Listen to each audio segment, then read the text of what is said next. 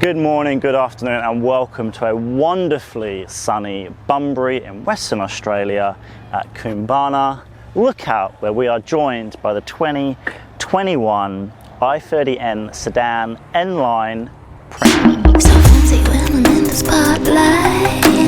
I'm still in my privacy. A craving that is knocking you out. Just connections from my mind. They got me when I'm not holding you tight. I'm feeling your eyes and you love it. Cause the distance feeds your limit, alright. I'm feeling your eyes and you love it. It's sick and difficult. Ashamed. Pretty damn mutual. We're not sentimental. No sentiments, no. And if you're unsure what this badge at the front means, N-Line is essentially when you want the looks and appeal that the Halo range brings to Hyundai without the noise and the power. And not to say that this 1.6 litre 4-cylinder turbo doesn't pack just a wee bit of punch. 150 kilowatts at 6,000 RPM and 265 Newton meters of torque all the way from 1500 RPM to 4500 RPM. Now you may be thinking those are the exact same stats as the previous model. This is actually a new engine built on a new platform. And talking of new platforms, because the sedan sits on its own chassis, they throw away the torsion bar and it gets its own proper suspension setup. The torsion bar goes in the bin. And the styling shows a brand that is not afraid to push the boundaries and is comfortable in its own space. These incredible angles that you see on the door, beautiful. The wheels, not a fan of. These fans that I'm showing you right now in the cinematics, just over complicated. The line of the roof is absolutely beautiful. I'm not entirely sure that I enjoy how it leads into the spoiler. And whilst I don't like how we lead into the spoiler, the little black duck lip spoiler is an excellent touch, which brings in just a little bit of that pizzazz that the N Halo range brings to the Hyundai brand. The rear light, which spans the entire width of the car, which does light up and looks friggin' sweet. We have a twin exhaust, which sits just underneath the rear diffuser, which it does nothing. And of course, a nice little spot here for where your rain light, brake light, whatever it is on the range, that of course is again stolen from the N range. Now I will tell you when something doesn't look good, like those wheels, they're horrific, but that rear end, I'm a huge fan. The front, however, I don't know, it's just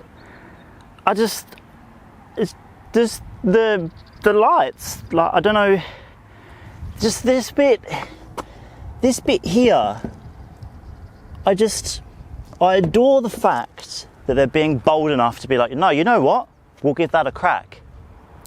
Whether they pulled off what they were hoping to achieve, I'm not really sure. I just can't, it just looks like, now don't get me wrong, other parts of the front end I can very much get on board with. The blacked out grille at the front, the blacked out lip, which carries through into the side skirts. Wonderful. The grille, this grille here just redirects all the air down here, which comes out just here in front of the wheel. I don't, it's just that headlight. I don't know, I just can't, what do you think? In the comments below, tell me why I'm wrong as to why that is actually nice. In the comments, let's go. Why actually is that a nice headlight? I adore the fact that they've been bold enough to do it. Have they achieved what they were aiming for? Not sure. Now, boot space is bigger than the Kona. Don't really understand that. And also bigger than the hatchback. Kind of obvious, but not obvious because the hatchback's taller. But boot is huge. These are my lighting rigs. So that's me. That's the back of the seat just there.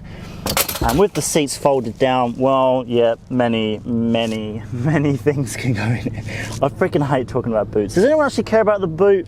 Please tell me no one cares about the boot and I can stop talking about boots in cars. The boot's big, move the frick on. I do think they have nailed it is this interior. Now obviously this is the N-Line Premium, so we get the addition of the 10 point something infotainment system, which is fantastic. However, Android doesn't take all of it up, but Apple does. That's annoying. We have 2 USB ports, cup holders, which you can lift up, turn around, because they are really deep and you would 100% lose little cans in there, so you can bring them up a little bit. Grab handle for the passenger. The steering wheel is beautiful, very similar to what you would see on the i30N. The dash is clear. The drive mode button is frankly stupid. I can see why they've done it, but it's frankly stupid. It almost looks like a start-stop button. Start buttons actually here. The driver's seat remembers who you are, for whose phone gets in the car, and you also have memories on the door. And then the car configures to that driver. If you have another driver, it configures to that driver, music preference, etc. Now interior wise, the red stitching, the seats, it's just the N-Line Premium is so hugely more expensive than the non-premium, but they have absolutely, in my opinion, nailed this interior. I'm just moving my beautiful joydrive jumper out of the way. Merch is available at joydrive.co. Not this jumper, unfortunately, because they are ludicrously expensive. Cars, people, places. But beautiful stickers are available, as well as prints of some of the photography work that I do. Now this seat is positioned in my driver's position. I'm 5'11". Just give you an idea. Heaps of room, seats are comfortable. The door pocket does fit a drink. You do also have cup holders in here and an armrest. You get air, there's no power, but in terms of rear seats, you will have a beautiful time.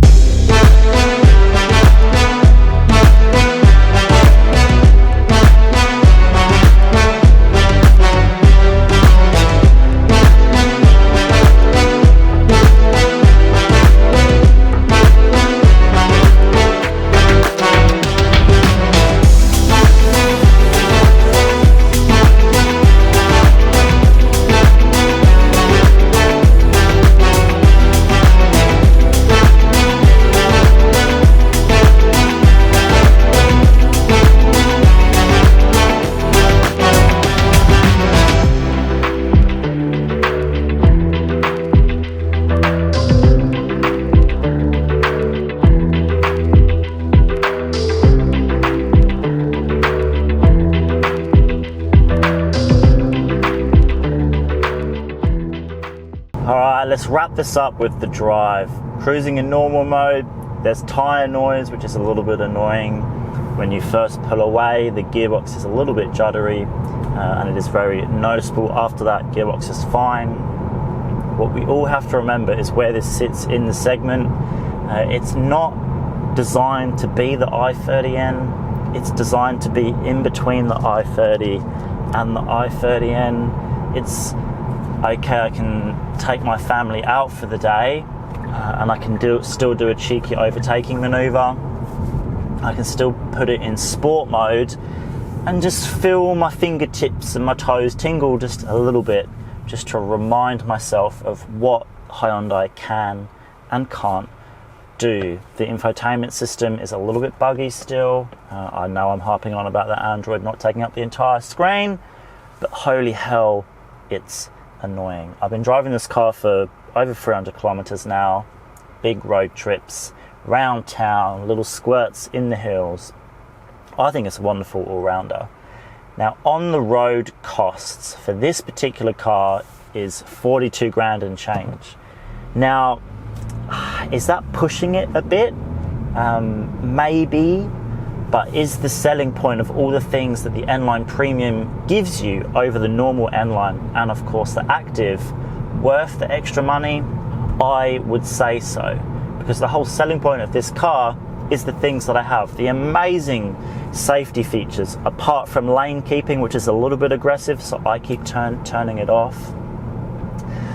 All of the aircon, the dash, the extra size of the dash, definitely noticeable. This isn't an all-and-out sports car. It's not a performance car. Yes, it's the N-Line, but the whole point of an N-Line is to be like an N-Line, to have the interior luxury of an N-Line, to have the prestige of what the halo car, the N, is, but without the performance. Is it a fast sedan? Does it still have 150 kilowatts?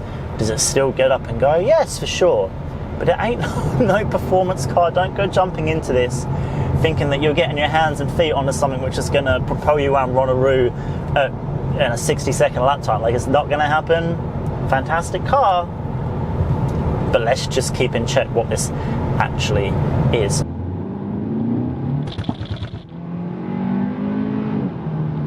Personally, I think it's a fantastic car. If you're in the market for a sedan, don't look past this one. It does have its quirks, it does have its issues here and there, but definitely head down, test drive it for yourself, go with an open mind, and you think, you know what, do I really need that SUV?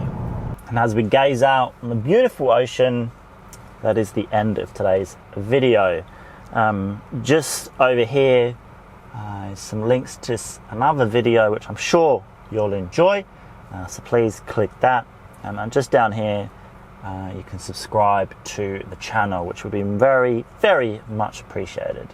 And that is, of course, just after you've liked this beautiful, wonderful, informative video. Till the next one, it's been a pleasure.